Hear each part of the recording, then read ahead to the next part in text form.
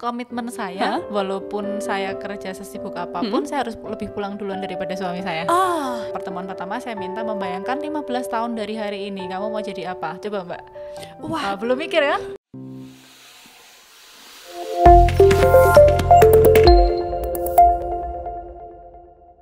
Oke, halo Tribuners, apa kabar semuanya? Hari ini bareng sama Nila dalam bincang-bincang di podcast Tribun. Dan namanya podcast kita kan ngomongin sendirian aja ya. Hari ini aku kedatangan tamu yang luar biasa spesial. Ini sosok yang ketika aku mulai menyelami soal profilnya langsung kayak wah, ingin sekali ya di usia yang tergolong masih muda tapi sudah mempunyai banyak hal, banyak aktivitas yang luar biasa dan yang pastinya bermanfaat untuk sesama.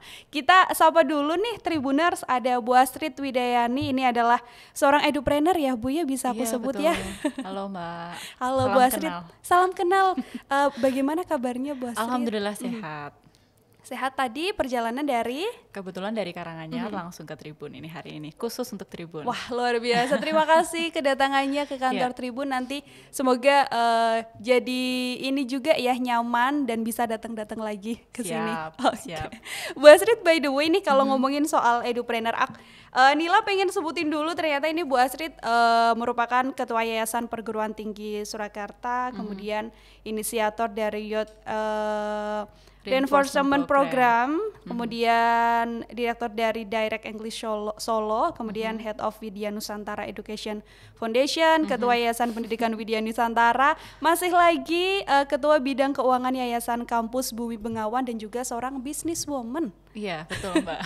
Masih ada lagi nggak mungkin yang kelewat? Mungkin lebih banyak ya, karena saya juga aktivis di organisasi. Oke, dengan segudang aktivitas yang dijalani oleh Bu Astrid begitu ya, bisa saya katakan ini sebenarnya apakah memang dari awal, dari kecil begitu memang bercita-cita ingin mengabdi di dunia pendidikan ya, bisa gitu saya katakan ya. Ya, istilah edupreneur ini baru mungkin dikenal masyarakat, biasanya mendengar dengan istilah entrepreneur, gitu ya, pengusaha. Cuman sayangnya nih di bidang pendidikan banyak yang tidak melihat, sehingga kalau saya ketemu teman-teman rata-rata pada nanyain, Bu dosen gitu, Bu guru gitu ya. Padahal sebenarnya yang saya kerjakan justru dari segi manajerialnya. Maka saya kembangkan ada beberapa kegiatan di luar yayasan juga. Kami membangun sebuah PT yang memang bergerak di bidang pendidikan, di mana PT ini juga ingin mengembangkan SDM gitu. Jadi ada pelatihan bahasa Inggris, pengembangan diri, penguatan soft skill dan lain sebagainya. Jadi saya pikir pendidikan itu juga harus diperjuangkan ya. Kalau kita ngomongin bisnis kan hanya sebatas komersil gitu, betul, atau profit. Padahal bisnis itu kan sebenarnya sesuatu yang kita bisa berdayakan bersama, bisa berkontribusi untuk masyarakat. Kebetulan saja produknya berupa jasa pendidikan gitu. Kalau sejarahnya tadi ya, mungkin dari kecil saya sudah terbiasa di lingkungan pendidikan. Saya sempat mention juga mungkin di beberapa kesempatan kalau pendidikan itu sudah mendarah daging sejak eyang sebelum kemerdekaan Indonesia, Mbak. Jadi beliau itu adalah seorang guru, bahkan tanpa bayaran ya, waktu itu kan zaman masih penjajahan gitu kan. Itu kemudian semangat juangnya, semangat untuk pendidikannya menurun sampai ke ayah saya, ibu saya, dan almarhum ayah saya juga mendirikan satu perguruan tinggi yang tadi salah satu disebutkan Perguruan Tinggi Surakarta, yang alhamdulillah tahun 2017 sudah dipercayakan ke saya. Oke, berarti memang dari 2017 sudah mulai di universitas. Kebetulan yang di salah satu itu di Perguruan Tinggi Surakarta, kalau yang di Widya Nusantara itu sudah sebelumnya. Kalau yang PT juga pengembangannya. Ada banyak sekali ya Bu Astrid ya yang memang dikerjakan begitu. Ini boleh dong diceritakan Youth Reinforcement gitu ya. Terus kemudian Direct English itu kan juga perlu orang-orang tahu juga itu tuh sebenarnya seperti apa?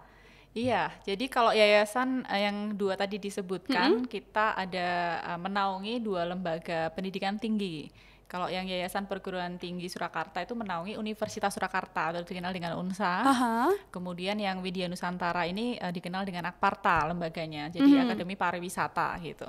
Selain itu kita di bawah lembaga-lembaga itu kan ada belasan prodi ya Mbak ya, banyak gitu ya, banyak sampai waktu itu ada 3 lembaga yang tidak saya sebut di situ karena saya nggak menjabat, yaitu Yayasan Krida Dharma Pancasila oleh almarhum bapak saya juga yang mendirikan waktu itu, bernama Asmi Solo ya. Mungkin Asmi kalau di Solo. awal-awal tahun 90-an gitu yang pernah dengar Asmi Solo itu juga masuk ke dalam lingkungan kampus kami.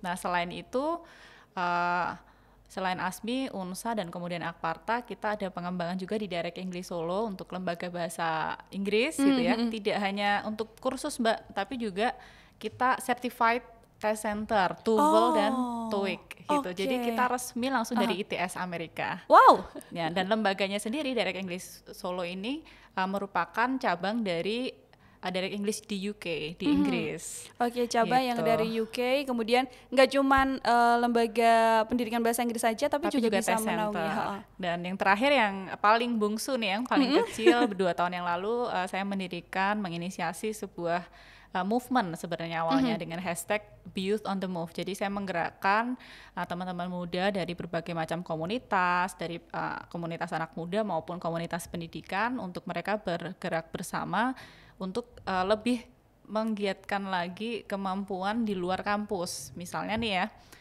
kalau di kampus sudah belajar di komunikasi, pasti kan orang sering ya latihan public speaking dan lain-lain gitu. Tapi kalau di YRP kita akan kembangkan lagi untuk tekniknya gitu ya, teknik secara soft skillnya, untuk negosiasinya, kolaborasinya, dan lain-lain gitu ya. Jadi memang tidak diajarkan di kampus, tapi kita lengkapi di YRP ini. Nah, YRP ini tidak hanya di soft skill, juga kita menggaungkan juga di sana ada beberapa movement di bagaimana anak muda itu tetap peduli dengan budaya lokal, gitu. Yaitu nurturing local value, gitu. Nurturing local value ini ya beberapa kegiatan yang memang kita libatkan anak muda itu menjadi LO di kegiatan nggak cuma pariwisata ya, jadi kegiatan festival-festival besar yang ada di Solo. Mereka bisa menjadi panitianya, mereka bisa mungkin jadi interpreternya, seperti itu.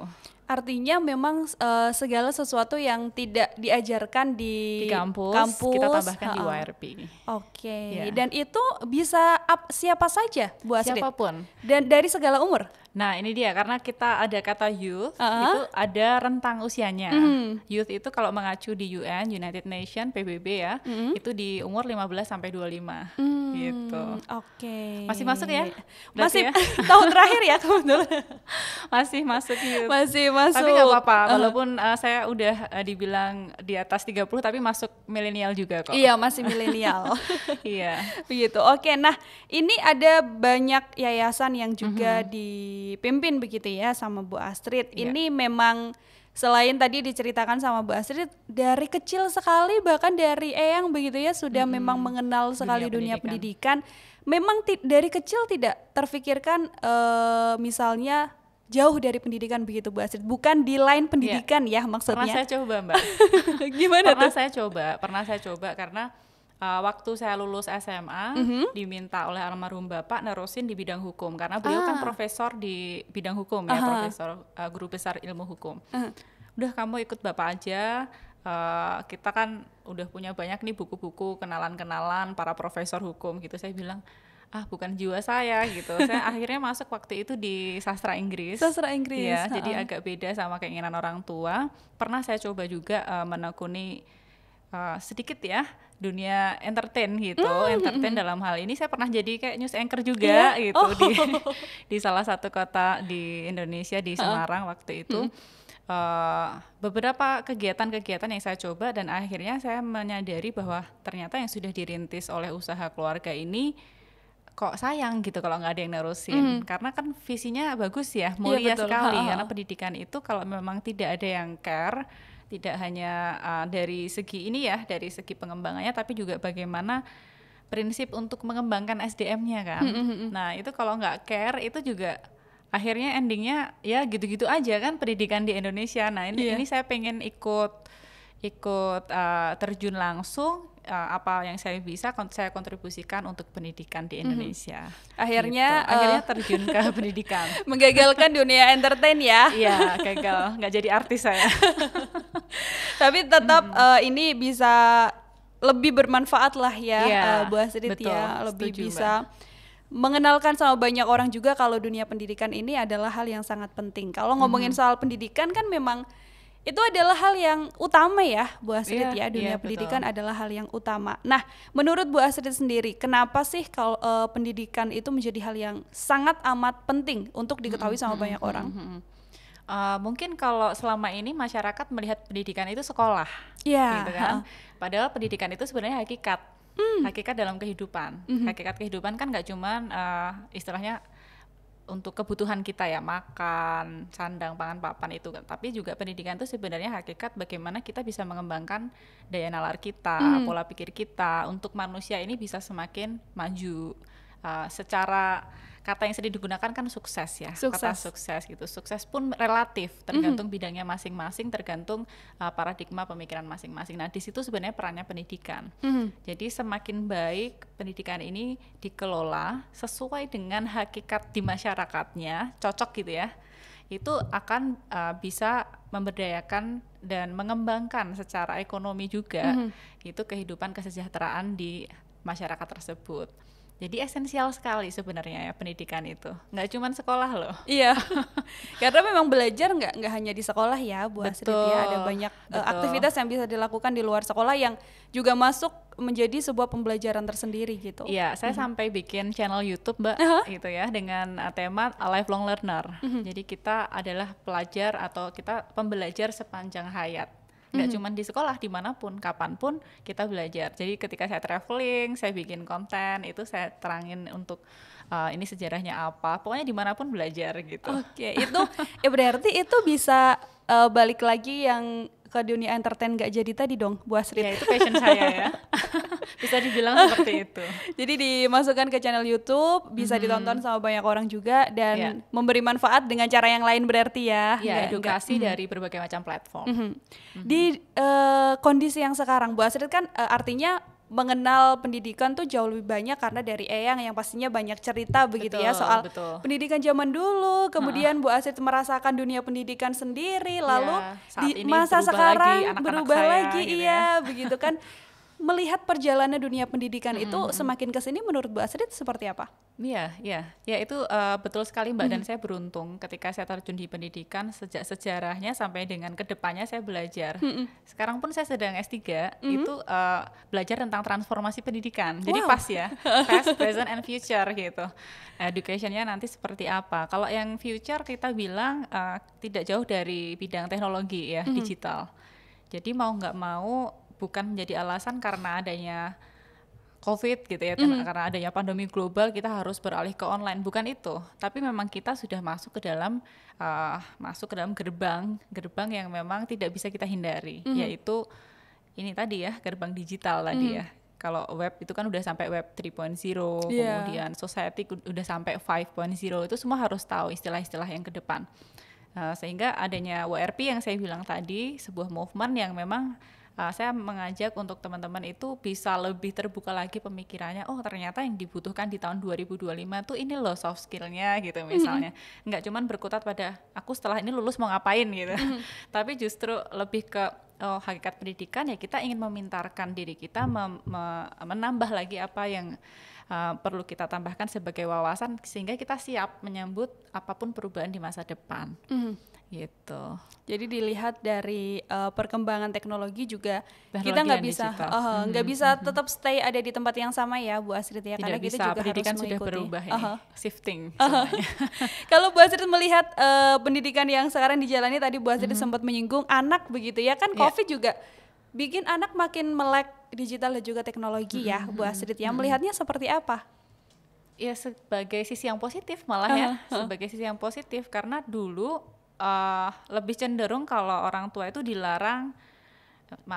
orang tua itu lebih melarang anaknya main HP atau gadget. Nah, kebetulan saya bukan grup yang itu nih, saya kebetulan orang tua yang agak modern lah ya, digital, sehingga saya dari kecil anak sudah saya kenalkan apa itu HP, fungsinya apa. Walaupun nggak harus saya ajarin, mereka udah tahu karena masuk generasi alpha ya, dari lahir sudah ada gadget dan internet, sehingga kita sebagai orang tua hanya mengarahkan. Jadi saya melihat itu sebagai sisi yang positif. Sehingga anak saya yang TK pun sekarang udah main mainan yang hampir sama dimainkan dengan teman-teman yang sedang kuliah loh sekarang. Gitu, gamenya sama gitu. Karena nggak tahu ya, apa karena mereka sudah gampang bosan dengan game yang itu aja. Mungkin mereka lebih pemikirannya lebih ke konstruktif ya, lebih ke bagaimana menyelesaikan sebuah misi dan seterusnya, sampai membentuk sebuah kalau kita lihat di desain itu kan ada visual spasial ya, itu kayaknya anak-anak sekarang lebih seneng dengan tema-tema seperti itu. Jadi kayaknya sebuah keuntungan ya, untuk perkembangan digital saat ini. Lebih banyak sekarang belajar juga ya Bu Astrid ya anak-anak ya, karena ya orang tuanya juga belajar. Iya Mbak. Betul. itu juga yang kadang jadi PR juga, karena ada beberapa orang tua yang mikir wah nih perkembangan teknologi jadi bikin anaknya makin pintar, tapi orang tuanya juga nggak boleh ketinggalan. Betul. Harus ikut pintar juga. Nggak boleh malah takut ya, nggak boleh malah takut melarang, apalagi untuk anaknya belajar dari perkembangan teknologi yang ada. Ibarat kata ada Android, ada iOS, itu kan semua berkembang ya. Itu orang tuh juga harus paham bedanya ini apa sih, upgrade-nya apa sih gitu kan. Sehingga ketika anak-anak nanti belajar juga kita nggak ketinggalan gitu Mbak. Betul, jadi nggak cuma anaknya aja yang belajar, tapi sampai orang tuanya pun harus belajar. Dan tadi sih yang disampaikan sama Bu Astrid, belajar kan nggak hakikat ya, bukan hanya sebatas di gedung sekolahnya aja. Iya betul gitu. Nah kalau membahas soal dunia pendidikan lagi nih Bu Astrid, kan banyak juga argumen yang masih jadi pro kontra nih, yang mengatakan bahwa sebenarnya pendidikan itu seberapa penting sih bagi kita gitu, bagi manusia tuh pendidikan seberapa penting gitu. Lalu haruskah ini secara umum ya Bu Astrid ya, kita sebagai laki-laki dan perempuan begitu memang harus mengenyam pendidikan setinggi mungkin selagi memang kita bisa gitu untuk melakukannya? Iya, itu argumen dulu sih Mbak kayaknya. Kalau sekarang harusnya udah pada sadar kalau pendidikan itu merupakan salah satu kebutuhan yang terpenting. Selain tadi ya kebutuhan primer. Karena kita aja ya yang nggak sekolah, ya kita aja yang di luar sekolah udah lulus gitu. Iya betul. Kita udah nggak sekolah, belajar marketing misalnya, kita ketinggalan 2 tahun aja nggak lihat update marketing udah ketinggalan jauh kok. Iya gitu. Jadi saya pikir adanya buku yang nggak cuma secara fisik ya, ada e-book, kemudian ada akses secara gratis untuk kaitannya dengan literatur, saya kira bisa dimanfaatkan dengan lebih baik gitu ke depan. Jadi nggak ada lagi sih kayak argumen bahwa pendidikan itu nggak terlalu penting deh, yang penting udah bisa langsung kerja gitu. Anda semua yang di sini pun ya, yang di sini di studio ini pasti mengalami belajar di tempat kerja gitu. Iya betul. Beda sama ketika kita dulu di sekolah atau di tempat kampus gitu ya, di universitasnya masing-masing gitu. Jadi kayaknya nggak ada yang ini deh, nggak ada yang menganggap argumen itu ada lagi sih. Udah. Penting sekali. Karena pendidikan memang penting. Bahkan ketika dulu saya ya Bu Astrid ya, ketika keponakan begitu misalnya, ketika nanya ini apa ya begitu kan, artinya saya juga harus belajar ya, saya juga harus kembali cari tahu nih jawabannya apa gitu. Dan itu pun juga jadi bagian pembelajaran, dan udah nggak lagi cari di buku, tapi sekarang udah lebih mudah karena bisa cari di internet. Betul, cari guru sendiri ya, Mbak Google namanya. Iya betul. Iya. Mbak Google yang luar biasa bisa membantu ya Bu Astrid ya dalam dunia pendidikan. Nah sebenarnya nih setelah menjalani, berarti sudah berapa lama Bu Astrid kalau secara praktis deh? Kalau secara praktis setelah lulus S2 ya, di usia 23-24 kali ya, segitu. 25 saya udah jadi ini Mbak Direktur Akademi. Saya 25. Beda-beda, nggak boleh. Ini kan istilahnya ada betul. Nanti bisa cek di YouTube saya Mbak, ada. Kemarin saya habis bahas itu. Saya kemarin habis nonton itu. Oh udah nonton ya? Semoga membantu dan bermanfaat. Betul, jadi dari 25 ya 23 lah saya udah ngajar. 23 udah ngajar, 25 udah di manajerial. Terus pertama kali jadi ketua yayasan di 29 kalau nggak 28-29.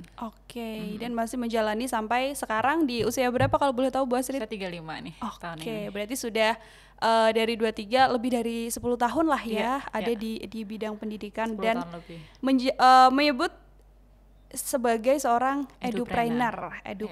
Kalau ditanya nih Bu Astrid soal sebenarnya tujuan utama atau goals paling besar gitu, goals yang kepengen banget dicapai sebagai seorang edupreneur, itu apa? Iya, ini agak berbeda ketika ditanya misi pribadi saya sama seorang edupreneur ya. Kita jawab yang edupreneur dulu ya.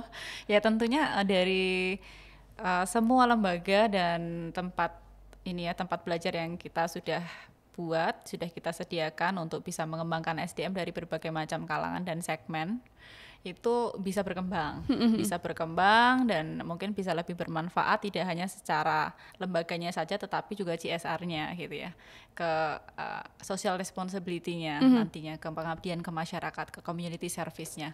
Tapi kalau dari saya pribadi kalau ditanya ya dari misi pendidikannya, karena pendidikan itu tidak hanya sekali lagi dari institusi, pendidikan bisa dari mana saja kapan saja. Contohnya ya tadi dari semua platform di IG, di YouTube ya kan, itu bisa kita jadikan sarana edukasi. Bahkan mungkin tadi kelewatan ya, ada satu bisnis baru saya di bidang fashion itu juga merupakan salah satu sarana edukasi. Iya betul. Gitu. Karena yang saya baca nih Bu Astrid AW Signature ya, betul ya. AW Signature ini bahkan mengangkat filosofi budaya Jawa. Yes, itu sarana edukasi.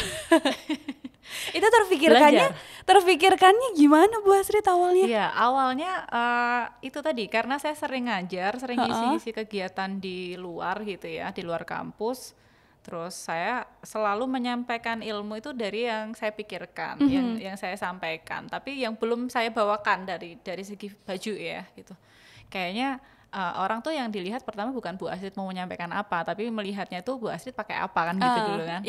Yang paling luar lah, yang paling pertama kali lah ya. Yang pertama dilihat adalah Bu Astrid pakai apa. Nah di situ karena berbagai kegiatan saya juga butuh baju juga ya Mbak ya, ganti masak sama terus itu di tempat ini kan kita juga butuh itu. Terus akhirnya di satu kesempatan tahun lalu pas bulan Ramadan juga itu saya mikir mau cari gift untuk teman, sahabat sama keluarga gitu. Semua kirim makanan. Tapi waktu itu saya mikir jangan makanan deh, kayaknya apa sesuatu yang pengen saya pikirkan waktu itu ya itu hijab. Saya brand sendiri, saya kasih nama AW Signature by Astrid Widiani.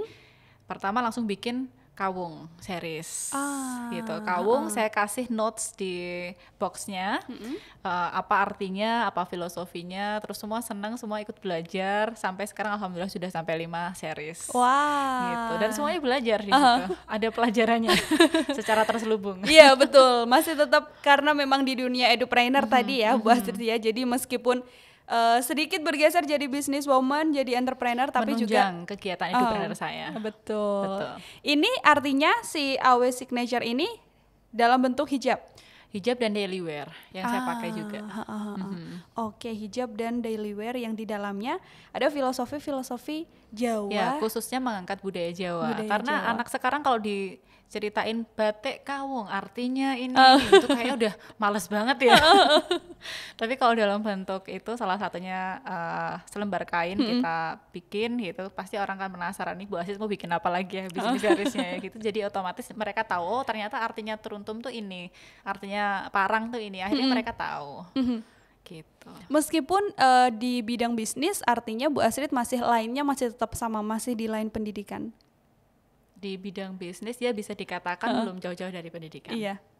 Gimana, enak gak sih Bu jadi pebisnis setelah sekian tahun gitu kan menjalaninya di pendidikan begitu, kemudian bisnis kan berarti kan harus tahu nanti lebih marketingnya enak bisnis daripada pendidikan. Waduh. Iya benar, makanya orang yang suka bisnis gak sabar kalau masuk ke industri pendidikan. Karena pendidikan itu tadi saya bilang ya harus ada soul-nya, harus ada care untuk ikut memikirkan hasil dari apa yang sudah kita ajarkan. Nanti apa sih bedanya dia sebelum dan sesudah belajar gitu, outputnya gitu. Kalau orang bisnis kan yang penting laku udah gitu. Produk saya, target saya sekian, ya kan? Sesuai target, oke udah gitu. Tapi pendidikan beda sih. Kita masih peduli kalau ada siswa yang memang belum begitu memahami materi, kemudian kebutuhannya mungkin berbeda-beda gitu. Sampai di bahasa Inggris pun kita ada 8 level gitu kan. Nggak semua sama. Dan kalau di pendidikan memang harus sabar ya, Bu Betul. Astrid ya, nggak bisa langsung diajarkan satu kali sudah langsung bisa begitu, Betul, karena betul. memang harus melihat Alhamdulillah proses. saya dilatih sabar di industri pendidikan ini. Artinya di bisnisnya jadi jauh lebih sabar ya Jauh lebih dibandingkan sabar, betul. dengan bisnis-bisnis pada umumnya. Nah, ini Bu Astrid kan wanita begitu. Kemudian berkarir sudah sejak muda sekali, tadi 23 tahun sudah praktis di pendidikan begitu. Ada beberapa orang ini juga concern belakangan yang dibahas Bu Astrid itu soal wanita yang bukan tidak bisa dinilai berlebihan lah bisa dikatakan. Gitu ya? Lebay dong berarti ya. Dinilai berlebihan kalau bagi segelintir orang merasa kalau udahlah, ibaratnya kalau disampaikan tuh udahlah, wanita tuh nanti kodratnya ya di rumah aja melayani suami aja, tidak harus yang berpendidikan tinggi dan lain sebagainya begitu. Bu Astrid pernah mendapatkan komentar itu nggak? Pasti pernah, karena kan kebetulan saya juga traveler ya Mbak ya, nggak cuma di Solo aja, jadi saya kemanapun gitu di seluruh dunia alhamdulillah. Tapi itulah yang membedakan kita belajar dan enggak ternyata. Jadi di pemikiran-pemikiran yang sudah maju nggak pernah ada pemikiran seperti itu. Justru sebaliknya di pemikiran yang masih close minded ya, nggak open minded, itu melihat seperti itu lebay. Ngapain sih, udah ngomong anak aja gitu, di rumah aja gitu, beresin rumah segala macam. Tapi di satu sisi kalau kita melihat tadi ya, saya bilang saya traveling ke negara-negara maju, itu rata-rata para wanita dan pria itu sama-sama compete itu bukan untuk menang atau kalah loh ya, tapi lebih ke ya kapasitasnya dia dari segi intelektual, dari segi kapasitas kerja, kemudian dari bagaimana dia mengembangkan soft skillnya, itu kan sama sebagai manusia, sebagai individu. Cuma bedanya memang kodratnya ya, wanita bedanya dia diberikan berkah untuk bisa hamil dan melahirkan. Itu aja, yang lain sama. Yang lain sama. Bahkan di luar, teman-teman saya di luar negeri, laki-laki tuh biasa loh ngomong anak. Iya. Dan gak ada yang komplain gitu. Ini bukan kita membela para wanita ya, cuman memang seperti itu adanya. Sehingga kalau kita menganggap pendidikan itu perlu menjadi sebuah hakikat, kita bisa lebih open minded. Ya sama, kita wanita dan pria itu sama-sama manusia. Kalau dalam konteks pekerjaan ya. Makanya sekarang alhamdulillah sih ya, kita sudah dilahirkan di era-era sekarang yang sudah boleh kita menjadi satu posisi tertentu di sebuah perusahaan, di sebuah organisasi gitu, sebagai wanita ya. Kalau dulu kan nggak boleh. Ya, yang biasanya memang terbatas. Harus pria begitu ya. Bahkan sekolah aja sebelum era Kartini memperjuangkan kan kita nggak boleh sekolah gitu. Itu aja sih. Ketika mendapatkan komentar begitu ya, artinya kan memang ada aja orang yang bilang gitu. Bu Astrid membiarkan aja atau kemudian menjawab? Pertanyaannya bagus nih ya. Iya. Kalau saya cenderung membiarkan sih, tapi saya buktikan. Jadi membiarkan itu tidak hanya diam, tapi kita tetap ada movement, kita tetap ada achievement gitu ya. Jadi mungkin orang yang dulunya mengira ini ngapain sih kok lebay sekolah lagi, ngisi ini itu segala macam. Tapi kalau mereka melihat oh ternyata sudah di titik ini loh saya sekarang, mereka juga akhirnya ikut termotivasi, terinspirasi juga akhirnya. Walaupun bidangnya beda-beda, nggak cuma di pendidikan. Gitu. Jadi saya biarkan, tapi harus ada movement dan achievement. Betul, ada achievement yang didapat. Jadi membungkam ucapan-ucapan itu bukti, dengan bukti. Karena banyak orang yang mungkin kemudian cenderung kayak kok ngurusin banget ya, enggak, gitu kan. Ya waktu saya gunakan untuk yang lain aja. Yes, betul. Lebih bermanfaat ya Bu Astrid ya. Betul. Daripada menjawab hal-hal yang sebenarnya bisa dibuktikan aja, daripada harus adu argumen dan gak ada faedahnya lah bisa dibilang. Nah ini ada beberapa yang mengatakan juga kalau wanita ya di rumah aja tadi yang menjadi ibu rumah tangga begitu, yang kerja yaitu tugasnya suami, wanita ya di rumah aja gitu. Itu Bu Astrid melihatnya seperti apa? Iya, itu kalau kita lihat dari konteks budaya betul. Saya tidak menyalahkan itu, betul. Jadi kalau kita melihat dari konteks budaya, ada budaya yang dilihat dari segi wilayah ya, daerah, dan dari segi agama, ya kan? Kita harus melihat itu sebagai salah satu yang memang diyakini oleh sekelompok orang tertentu. Ya kalau kita lihat dari konteks itu ya kita ikuti aja. Tapi di satu sisi kalau kita lihat konteksnya apa nih, kebermanfaatannya apa gitu. Saya berusaha menyeimbangkan antara 3 Mbak, kehidupan pribadi saya sendiri sebagai individu, saya mau belajar lagi, saya mau sekolah lagi, saya mau evaluasi diri lagi gitu ya. Terus yang kedua itu di keluarga tadi, ya saya sebagai istri ya masih punya imam gitu, saya sebagai ibu ya harus mikir anak-anak saya gitu. Dan yang di ketiga ini adalah untuk keseimbangan di masyarakat tadi gitu. Jadi ya harus sama-sama, semuanya berjalan beriringan. Nah kadang-kala ini yang kesannya jadi menyepelekan adalah wanita bisa maju, dia open minded, akhirnya lupa gitu. Ada tanggung jawab di personal life sama di family. Kalau yang dua-duanya udah jalan ya, misalnya di family sama di kerjaan jalan, tapi kok dia stresan gitu, jadi sampai rumah marah-marah terus gitu ya. Itu bisa jadi personal life-nya nggak keurus gitu. Jadi ada mental awareness, ada self love kayak gitu-gitulah Mbak, yang tentang diri kita sendiri sebagai individu. Kita harus ada self motivation, self talk dan lain-lain sebagainya. Itu juga ada ruang tersendiri yang harus kita kita jaga gitu. Kalau di Bu Astrid ini kan anak, mengurus anak, kemudian dengan segudang aktivitas ini begitu. Boleh dong Bu Astrid diceritakan aja nih, misalnya bangun pagi, kemudian anak atau soalnya kayak gimana? Bayangkan segitu banyaknya ini ya perannya tadi ya. Karena tadi kan sampai saya harus nanya dulu apakah ada yang kelupaan gitu kan untuk saya sebut. Kalau dari bangun, kemudian aktivitasnya Bu Astrid biasanya ngapain aja? Pagi ya umumnya ya sama persiapan dari ibadah, sholat, kemudian dari persiapan anak gitu ya. Tapi di satu sisi tadi ya dari personal life kita olahraga, kita usahakan pagi gitu. Terus baru nanti ada ruang bersama keluarga, kita sarapan bareng. Istilahnya kalau di tempat saya wedangan bareng Mbak. Wedangan bareng? Iya anak kecil-kecil itu, anak TK ya. Anak-anak saya itu kan masih TK ya. Sama yang paling besar baru masuk SD kemarin. Itu suka setiap pagi mah wedangan yuk gitu. Jadi pagi bikin teh gitu. Kita sambil makan roti sambil ngobrol, itu di porsi adalah family time saya. Setelah itu 8 ke atas ya udah saya masuk ke professional time. Jadi masuk ke lingkungan kerja dan seterusnya sampai dengan kegiatan lain-lain gitu sampai selesai. Pokoknya kita usahakan 3 porsi ini nggak lepas gitu. Meskipun nggak bisa seharian seharian di rumah sama anak, tapi tetap pasti ada porsi waktu untuk family, personal dan profesional. Gitu. Itu nanti setelah anak berarti diantarkan ke sekolah dulu, Bu Astrid, kemudian kan Bu Astrid professional life gitu kan, kemudian ketika balik lagi ke rumah langsung ke anak atau? Ya itu juga ada satu rahasia saya juga sih, pernah saya sampaikan ketika saya ngisi acara Hari Ibu waktu itu. Mbak gimana sih caranya bisa tetap ada energi untuk kita habis kerja ketemu anak, biasanya kan uring-uringan gitu ya.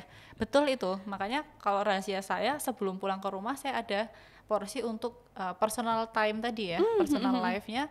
Misalnya saya entah itu di coffee shop atau di tempat tertentu yang saya bisa sendiri. Kalau saya nyamannya nyetir sendiri ya karena itu personal time saya kan. Saya nggak ketemu siapapun, saya nggak ngomong sama siapapun, saya dengerin musik kesukaan saya, udah.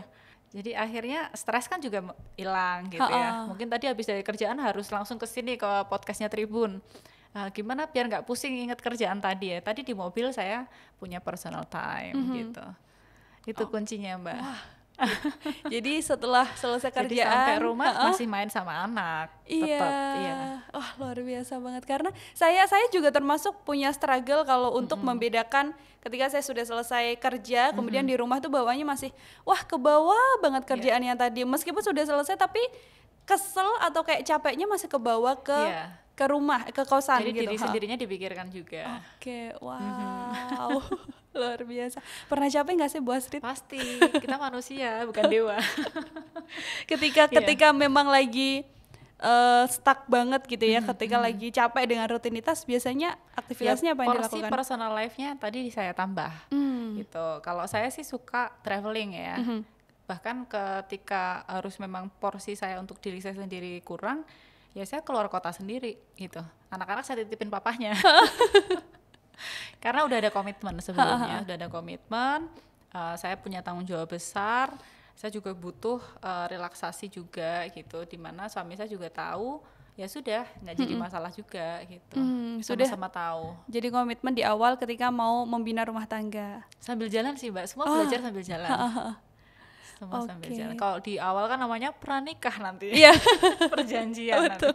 Padahal setelah pranikah pasti akan ada banyak sekali itu ya perbedaan ketika kita sudah jalan di relationship. Nah, mumpung sedikit membahas tentang suami gitu ya, figur suami Bu Asri ini kan artinya dukungan suami juga luar biasa besar Harus begitu ada, untuk kalau kita wanita harus ada dukungan untuk dari mengerti suami. dengan semua kesibukan Bu Astrid, nggak bisa tetap stay di rumah, bahkan bisa aja kadang kalau suami udah pulang kerja, Bu Astridnya belum pulang kerja, begitu seperti apa? Kalau yang terakhir saya nggak setuju, Mbak. Gimana Karena tuh? komitmen saya, walaupun saya kerja sesibuk apapun, saya harus lebih pulang duluan daripada suami saya. Ah, Iya. Ya, tapi secara prinsip tadi yang disampaikan, emang kita wanita tuh harus punya izin dulu dari suami. Gitu. Kalau kita punya ini ya, punya prinsip dari agama ya, Islam itu adalah suami adalah imam, sehingga ya dari awal semoga ya ketika dia setelah selesai sholat berdoa mendoakan kita juga gitu untuk kesuksesan kita, dan sampai di detik ini pun saya sampai di sini orang tua suami itulah yang menjadi support system saya. luar biasa. Itu tadi yang terakhir sih yang agak kaget ya Bu Astrid, memang jadi komitmen luar biasa untuk pulang Harus lebih ada dulu. kesadaran gitu sih emang. Pulang lebih dulu daripada suami. Kalaupun terpaksa harus seharian gitu ya harus izin dulu. Pak, kalau yang hari ini kayaknya mama pulangnya sampai nanti malam gitu misalnya, itu harus bilang dulu. Tapi itu jarang sih. Saya usahakan sebelum suami pulang udah di rumah sama anak-anak. Oke, Gitu. wow. Dengan segudang aktivitas tapi tetap keluarga nomor satu ya, Iya, Bu harus Astrid ya. balance. Betul, harus balance, keluarga nomor satu. Sebelum suami pulang diusahakan kalau memang bisa untuk pulang lebih dulu ya, akan pulang lebih dulu. Gitu. Wow. Betul. Nah, ini selain memang kesibukan tadi di dunia pendidikan, kemudian kalau misalkan lagi untuk traveling begitu, ada tidak hobi lain selain traveling yang juga dikerjakan? Yang Musik, Mbak, saya. musik, Iya. nyanyi. Semua jenis. Jadi kayak mulai nulis, bikin lagu, kemudian aransemen, instrumen, sampai dengan nyanyi. Wow. Suka musik memang. Iya. Oke, udah sempat bikin lagu nggak Bu Astrid? Sempet, saya udah ada beberapa lagu, cuman dari kemarin saya ditanya kayaknya nih waktunya saya buka albumnya ya. Oh, jadi udah ada beberapa lagu Udah, yang ditulis tapi masih sendiri. saya simpan karena itu memang hobi ya, bukan akan menjadi apa namanya, sebuah pekerjaan di bidang atau industri musik gitu. Jadi kayak semacam ketika saya capek, saya nulis-nulis, bikin, karena kan basicnya saya dari sastra ya, jadi seneng nulis gitu. Atau kalau nggak nulis musik, kadang nulis artikel, Mbak, gitu. Sering juga gitu, memang sering nulis gitu. Tapi di dalam musik itu saya merasakan bisa melepaskan emosi-emosi yang negatif. Terus ketika saya capek bisa menyemangati diri lagi gitu. Jadi ya can live without music sih. Wah, kadang beberapa musisi juga atau menyanyi begitu ya Bu Astrid, ketika lagi galau, lagi sad gitu kok, dia akan menuangkannya lewat musik, jadi lebih bermanfaat, dan termasuk Bu Astrid juga ternyata menuangkan semua rasanya di musik. Iya, betul. Sambil belajar bahasa asing juga, misalnya ada lagu bahasa Indonesia kita Inggriskan, atau kita pindah dengan bahasa asing yang baru kita pelajari, itu juga kadang sering melalui musik. Itu waktunya biasanya ketika malam, waktu mau dong, tidur. Kalau udah tidur, kalau enggak nggak mungkin. Malam biasanya malam gitu, mau tidur. Aduh, misalnya masih capek, nggak enak gitu ya. Saya kan banyak kerjaan gitu, banyak target juga, sehingga saya harus cari gimana caranya biar netral. Itu biasanya dengan nulis, journaling, nulis gitu. Luar biasa sekali. Jadi nganggurnya masih berfaedah gitu ya. Iya. Iya. Bu Astrid termasuk cukup aktif atau kayak mengikuti sosial media banget nggak? Aktif, saya termasuk aktif, tapi memang ada purpose-nya. Ada purpose-nya. Saya mulai dari di Facebook dulu sampai dengan Instagram, terus saya menyadari ternyata di Facebook sudah beda segmennya. Saya pindah ke Instagram. Ini sudah banyak yang request juga, Bu, ayo Bu masuk TikTok, tapi saya belum tahu arahnya, karena saya media sosial tuh harus ada purpose-nya ya, nggak cuma sekedar kita, maaf ya, kayak cuman pamer-pamer atau cuma foto-foto aja gitu, tapi lebih ke ya perjalanan saya semoga bisa menginspirasi banyak orang, terus apa kegiatan-kegiatan yang saya lakukan ini bisa juga menjadi semangat gitu bagi orang lain. Gitu, Mbak. Tapi menurut saya TikTok akan cocok sih Gitu buat ya? Bu Astrid. Cocok juga ya. Ada request lagi nih. Iya, karena sekarang kan memang yang lagi rame memang TikTok ya, Iya. Bu Astrid, dan menurut saya media TikTok untuk memberi informasi sesuatu tuh jauh lebih mudah sekarang. Karena segmennya juga lebih banyak ke sana anak-anak betul. muda ya. Mungkin siapa tahu nanti habis ini Bu Astrid akan bikin TikTok ya. Tunggu aja ya nanti siapa tahu. Betul, dan akan mulai masuk ke TikTok gitu. Nah, ini kalau misalnya kadang-kadang dihadapkan untuk pekerjaan, kemudian masih ada mungkin problem kerikil-kerikil dikit lah di rumah begitu ya, dan lain sebagainya. Support system selain keluarga begitu ya, untuk Bu Astrid, ada sosok-sosok siapa sih Bu? Teman-teman deket banyak Mbak. Cuma gini, saya ada prinsip juga di dalam hidup saya bahwa kita kalau didukung banyak teman itu senang. Tapi kalau bisa sendiri kenapa enggak? Enggak tahu ya. Apakah memang itu dari kodratiah saya seperti itu atau memang karena terbentuk mandiri dari dulu ya. Tapi saya juga tidak melupakan support dari teman-teman. Kemudian mungkin mereka lebih ke arah cheerleader ya. Ayo Astrid, kamu bisa, memberikan semangat ya. Tapi Indian mereka itu lebih kamu bisa kok sendiri gitu loh. Kayaknya sih gitu. Mereka nggak yang sampai mendampingi saya sampai di titik saya sampai cara misalnya nulis tadi ya, nulis artikel kan mereka nggak mungkin bantuin saya, kamu bikin tulis ide ini dong, kamu bikin konten YouTube ide ini dong, nggak, itu semua pure dari saya Mbak. Tapi mereka ketika lihat hasil karya saya mereka sangat senang.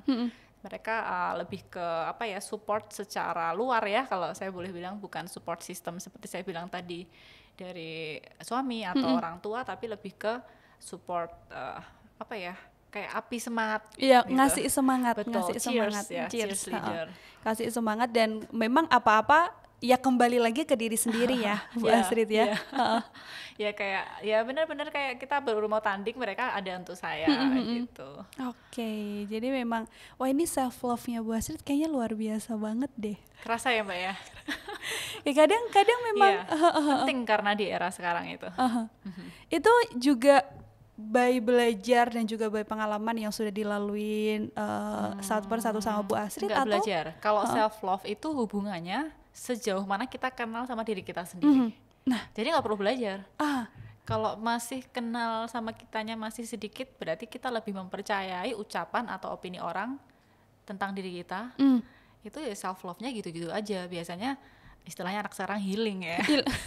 Udah healing, udah liburan kemana, balik pusing lagi. Sama aja ya. Pergi pusing lagi. Tapi kalau yang saya maksud self love, ya seberapa jauh kita mengenali diri kita, itulah yang lebih bisa tahan lama gitu ya.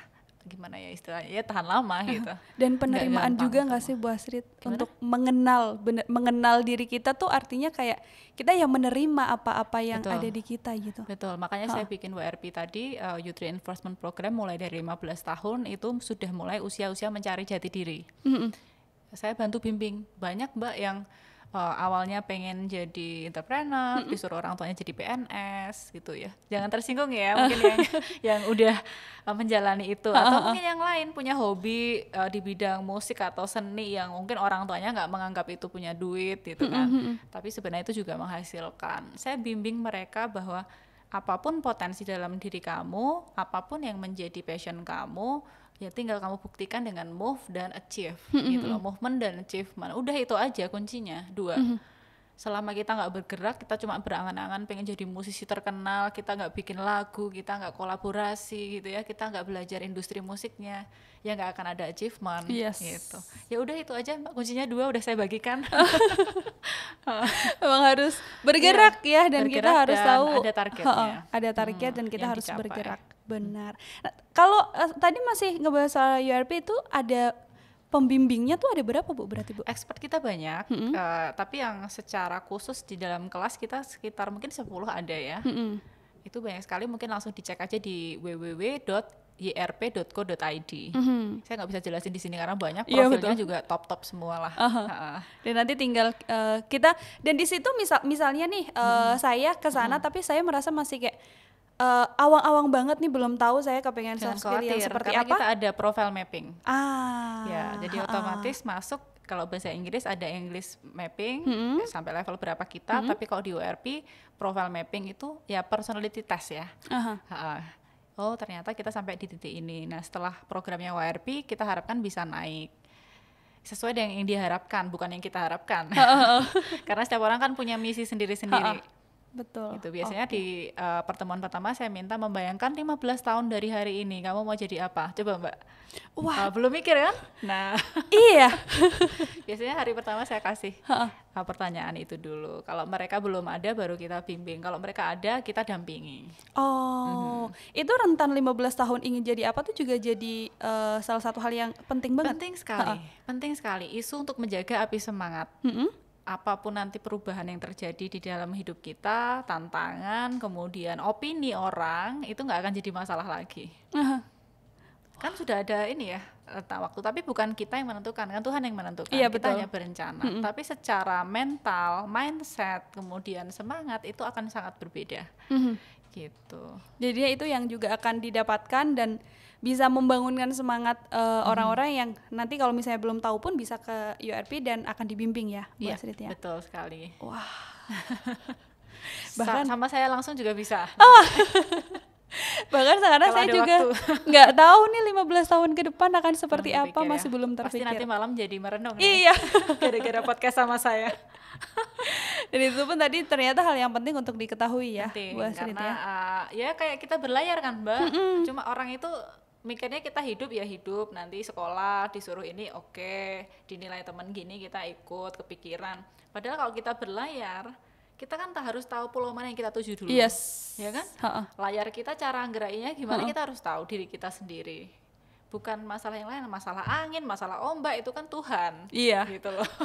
Terkadang orang-orang terlalu memikirkan nanti akan jadi masalah ini nggak ya, nanti akan ada masalah ini nggak ya, yes, overthinking.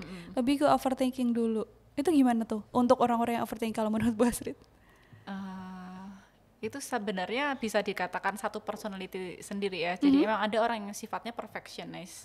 Itu mereka lebih mementingkan hasil dulu gitu. Kayak kalau nggak sesuai hasil biasanya mereka akan kecewa dan overthinking. Tapi kalau overthinking secara umum semuanya kepikiran gitu ya, itu bisa jadi problem gitu, bisa jadi masalah karena nggak bergerak cuman dia mikir gitu kan. Itu jadi ya solusinya ya dicoba aja dulu, bergerak aja dulu gitu. Dicoba aja dulu, bergerak aja dulu, karena itu tadi kalau kita tidak mau bergerak ya kita nggak tahu kita akan kemana ya, Bu Astrid ya. Oke. Nah, ini sebagai sosok yang menyuarakan pendidikan juga nih Bu Astrid untuk banyak orang, boleh dong disampaikan ke sini berarti ya, bisa udah disampaikan beberapa hal yang menurut Bu Astrid ini penting biar orang-orang tahu juga kalau ini loh hal-hal ini yang bisa bikin kamu bisa semakin maju lagi gitu. Ya, yang pasti ya sekarang pendidikan itu sedang bergerak ya. Dulu pendidikan diistilahkan sebuah institusi ya, yang memintarkan orang gitu ya. Pendidikan ini sekarang tuh bergerak. Bergeraknya kemana? Sesuai dengan arus perkembangan teknologi dan informasi. Nah, disitulah kita harus mengikuti semua bidang yang kita pelajari, semua ilmu dan skill yang harus kita kuasai, harus kita kembangkan ke depan. Sehingga pesan saya ya untuk yang lihat hari ini podcast, ya saya mengingatkan aja bahwa pendidikan itu ada dari manapun, dari siapapun. Jadi jangan berharap kita hanya belajar dari dosen kita atau guru kita gitu ya. Bahkan hari ini kita dengerin podcast pun mungkin banyak insight yang mungkin bisa kita dapat gitu kan, dari pengalaman orang, kemudian dari kita mau belajar mencoba sesuatu, itu semua adalah pendidikan ya. Jadi endingnya adalah tadi ya beberapa kali saya sebutkan di podcast ini, kita harus fokus pada movement dan achievement, bagaimana kita mau bergerak dan bagaimana kita mau mencapai sesuatu yang menjadi target di dalam kehidupan kita. Movement dan juga achievement gitu. Nah ini sekarang Bu Astrid ada di posisi yang sekarang begitu ya. Kemudian kalau nih kita kalau berandai-andai, ada tidak sih Bu kayak misalnya dari Bu Astrid sendiri target nanti aku akan berhenti begitu ya, aku akan fokus untuk diri sendiri, keluarga gitu di usia berapa gitu, mungkin ada kepikiran gitu nggak? Saya ketawa itu karena di usia 35 sampai 40 ya nanti kalau yang belum mengalami, kalau yang sudah pasti juga ketawa nih. Memang di usia 35 sampai 40 itu memang pilihan hidup yang paling utama. Setelah 40 kan kita istilahnya tinggal mengikuti arus. Gitu kan. Memang ini tantangannya. Kalau ditanya sekarang pasti Mbak, saya masih banyak mempertimbangkan karena opsi saya juga banyak sekali. Apakah saya meneruskan di bisnis pendidikan atau mengembangkan pendidikan secara utuh gitu ya, di luar mungkin dari segi pemerintahan gitu ya, atau dari segi mungkin daerah gitu. Jadi saya kira untuk sekarang baru saya terima apapun, saya open ya, saya terbuka terhadap semua perubahan yang terjadi di luar sana, baik itu untuk masyarakat maupun untuk diri saya sendiri. Karena saya yakin dengan posisi saya yang sampai sekarang ya 35 tahun saya sudah mengalami berbagai macam hal, pengalaman yang mungkin teman-teman masih sama, saya udah banyak sekali. Kalau mungkin diceritain nggak bisa di satu episode ya. Kita bikin series podcast nanti ya. Itu banyak sekali di berbagai layer bidang, baik di strategic management, pariwisata maupun yang lain-lain. Akhirnya intinya adalah kita harus open ya, kita harus terbuka terhadap segala macam perubahan. Itu tidak hanya berlaku untuk saya, tapi mungkin untuk teman-teman semua yang memahami hakikat bahwa pendidikan saat ini sedang bergerak. Yes. Jadi sekarang masih dinikmati dulu ya Bu Astrid ya dengan apa yang dengan semua ada di depan. Yes, betul sekali, karena meskipun ada target mungkin, tapi mungkin sekarang di usia yang sekarang masih ingin fokus untuk menjalani semua hal yang apapun yang ada di depan nanti. Yes, betul. Apapun yang ada di depan nanti. Oke. Bu Astrid boleh nih dikasih tahu juga ke teman-teman nih akun sosial medianya. Boleh, kita boleh kan terus di-follow ya nanti ya, atau YouTube-nya juga gitu, karena aku udah nengok YouTube-nya dan ternyata banyak sekali hal-hal bermanfaat sampai aku nontonin. Baru sih, saya YouTubers itu juga baru-baru aja. Itu dari kapan? Belum ada setahun. Belum ada setahun. Baru-baru aja dan itu saya juga pengen belajar lagi ya hal baru, bahwa platform YouTube itu juga ternyata menarik, ada satu kisah sendiri. Intinya tadi pertanyaannya adalah yang terakhir ini kenapa harus nge-YouTube ya? Nge-YouTube. Karena pengen belajar untuk platform ini. Tidak hanya kalau di sosial media kan hanya kegiatan, kalau di YouTube itu kayak ada storytellingnya gitu. Nanti boleh follow di YouTube channel saya Astrid Widayani, atau bisa follow di media sosial saya di Instagram yang paling aktif ya @astridwidayani. Habis ini TikTok. Kemarin ada yang request Twitternya aktifin lagi dong gitu. Kalau di Twitter justru chatnya jadi jauh lebih banyak Bu Astrid. Waktunya Mbak, karena kan Twitter itu habis waktunya untuk kita bernarasi di dunia maya ya. Waktunya saya takutnya nanti nggak bisa balance tadi. Yes, oke. Kalau nge-YouTube kan bisa sambil kerja juga bisa sambil nge-YouTube ya, Bu Astrid ya. YouTube saya tuh kebanyakan saya sambil kunjungan, saya jadikan video. Saya sambil kerja, saya jadikan video. Termasuk kemarin saya kuliah di Swiss, saya jadikan video. Gitu. Bisa berbagi pengalaman juga. Betul. Ke teman-teman yang lain, bisa sekalian jadi dokumentasi. Betul. Oke, jadi dokumentasi, dan luar biasa banget ini Bu Astrid. Bahkan kayaknya nanti habis ini saya akan memikirkan 15 tahun ke depan saya harus apa sih. Silakan, selamat merenung. Oke gitu, terima kasih banyak. Sama-sama. Terima kasih banyak Bu Astrid. Semoga nanti kita bisa ngobrol lagi dan banyak hal yang kayaknya sih masih banyak yang bisa diceritain ya sama Bu Astrid ya. Tentang banyak hal yang luar biasa, yang pastinya edupreneur tadi, dan juga fokus ya Bu Astrid ya untuk melakukan hal-hal yang sedang dijalani sekarang dan juga bermanfaat untuk orang-orang yang lainnya juga. Gitu. Amin. Terima kasih sekali lagi Bu Astrid. Semoga kita bisa ketemu lagi tadi ya, dan siapa tahu malah kita bisa main-main nanti sambil ngelihat aktivitasnya. A Day with Bu Astrid. Iya, ada itu segmennya One Day with Me. Ya. Oke, nah gitu aja hari ini bincang-bincangnya sama Bu Astrid Tribuners. Dan satu yang mau Nila tegasin adalah kita harus movement dan juga mendapatkan achievement. Untuk siapa ya? Untuk diri kita sendiri, dan yang pastinya nanti juga akan bermanfaat untuk orang lain juga. Oke, sekian podcast kali ini. Yang pastinya nanti di podcast-podcast selanjutnya masih ada banyak banget narasumber luar biasa yang bakalan ngobrol bareng sama kita juga di sini. Jadi tetap stay tune terus. Terima kasih sudah nonton. Jangan lupa like, subscribe, dan share ya.